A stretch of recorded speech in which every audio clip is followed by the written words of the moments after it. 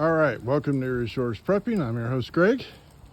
I'm in Ohio growing zone 6A, and it has become very inclement weather. It went from 50 degrees to about 35, and it is spitting snow and hail.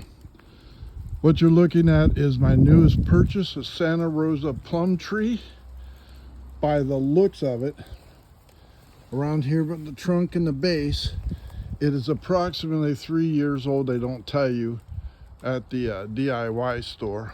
I paid $30 for it. And for those of you that are interested in becoming food independent, but you're kind of worried about selecting the right type of fruit tree when you're ready, let me offer you some suggestions. First off, do your due diligence on the type of tree you're looking to buy. Whether it's apple, peach, plum, pear, whatever it is, apricot, read about it and make the determination if that's the type of fruit you want to consume. The commitment of waiting anywhere from 2 to 5 years for production of fruit. Is it self-pollinating, meaning you only need one to bear fruit, or does it have to have a mate, a cross-pollinator of the same type of species? Plums, pears, whatever. You need 2 of them. So if you're uncertain, read about it or ask your nursery agent who may know the answer to that and help you make a decision.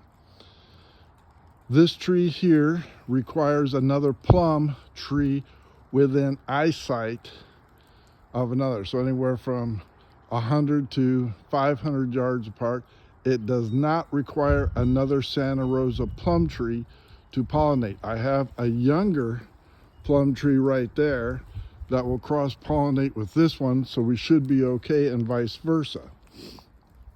Also, ask yourself, does my yard support a tree that may grow up to 50 feet tall, 20 feet across, like an American persimmon tree? Do you want a dwarf that may be 6 to 8 feet tall max, semi-dwarf, which is what this is, and most commonly sold, which will grow anywhere from 10 to 15 feet tall, or like a regular natural tree found in America, the American persimmon or pawpaw tree that could go to 20 to 50 feet tall and 10 to 20 feet across in circumference around the branches and everything else. So can your backyard or front yard, wherever you're planting it, support one or more of those?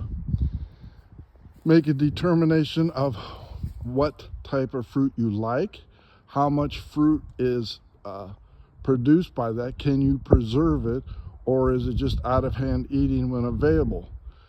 As an example, I planted a couple cherry trees and it attracted a ton of birds eating the cherries before we had a chance to consume them. Same with mulberries, and there were thousands of birds surrounding our black mulberry trees, but the droppings on our car made me wonder, was that the right tree to have? Because it's a soft fruit. The birds gulped it down and left it on the clean white car, purple poop spot. So you need to think about that.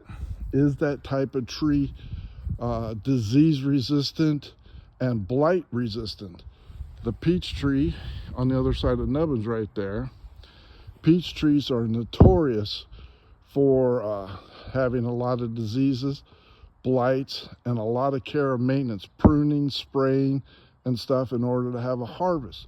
So do your due diligence, read about it, and decide if that's the tree you want to make a commitment to on your property for at least 5 to 7 years on the average of bearing fruit. Are you going to be in your home for that long in order to get the fruits of reward? Make sure upon inspection before you purchase the tree is healthy. Are there any dead branches? These all look healthy. They have starts of buds on them. Whoever had it did prune it, as you can see. I got this at Tractor Supply for $29 on sale. The tree looks healthy, pretty straight up and down. I don't see any branches. There's a couple that got broken when the wind was blowing it over, as you can see, and I don't see any dead branches. The tree looks good, no gouges, no chips and everything else. So you say, okay, that's the tree I want. You have to prepare the hole, which is bigger than what the container came in. I had to split it because the taproot was coming through and they had to cinch it off. So I planted that. Now when this goes in the hole and you decide, okay, make the hole much bigger than the container. And I've been working on this, but I just wanted to give you for a demonstration because it was snowing. Use the soil that the hole came out to replace it. Don't put topsoil or any other fancy stuff in there. I did put peat moss in the hole to keep it moist and to allow the roots to grow out and downward. This is high phosphate and nitrogen fertilizer to put in with the tree to help it start healthy.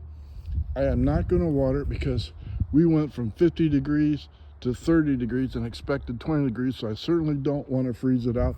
But once the temperatures here in Ohio get stable, I will water it with about a gallon of water once, twice this summer, and that's it. But this is a Santa Rosa plum tree. I do have the ticket here.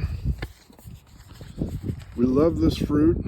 It's a fall bearing fruit, meaning late summer, early fall. Looks like that. You've seen them in the grocery store paying, you know, $1.99 a pound. Here's the care for it. And you can see 10 to 15 feet tall, 8 to 12 feet wide. So it's going to grow out. And I planted it far enough from the fence so it has time. Won't interfere with the neighbors by dropping fruit in that. And it has plenty of room to grow around the peach trees and the apple trees and everything else around me. So I hope that makes it simple before you go out and buy it. If you go to a nursery that is selling the trees, chances are for this size tree right here and this diameter, 3 to 4 year old, you will be paying anywhere from $85 to $100 because it's grown at a nursery. And they will tell you everything about it, whether you need, you know, another Santa Rosa plum tree to help pollinate or self-pollinate, but you're going to pay for their advice and skill set and everything else if you can find one. At a DIY store and you ask somebody in the garden center, chances are it's summertime help and they do not have the experience or the knowledge to give you good sound advice. So I suggest to you that you do your own due diligence, look it up, make sure it's the right fruit tree for you, how much fruit it will produce, is it pest resistant, blight resistant, how much care do you have to put into this tree in order for it to be successful and bear fruit for you. Do you have the room for one or more trees? Are you going to be in the same residence 5 years, 10 years, 15 years from now when this tree starts bearing fruit? So ask yourself those questions. Is this what you really want in your yard? Do you like the fruit? And so on and so forth, okay? Prepare your hole. Get it set in there. Now when this fills in, that tree will be level with the ground, which is what you want. All right?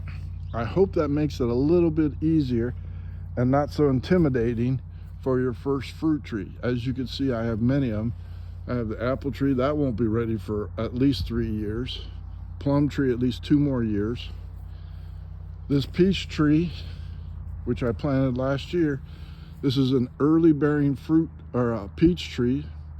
So I'm hoping that by this year or early next year, I will be eating fresh peaches by June.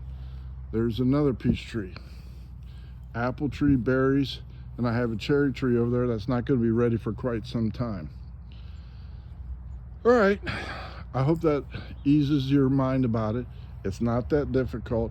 Just make sure you have room, to put the tree in, make sure you have the commitment time for you to be there when it starts rewarding you with its great fruit. All right, thank you so much for liking and subscribing to Erie Shores Prepping. This will be filling out, and in the springtime when it gets warm and stabilized, we will have beautiful white blooms that smells great. Thank you.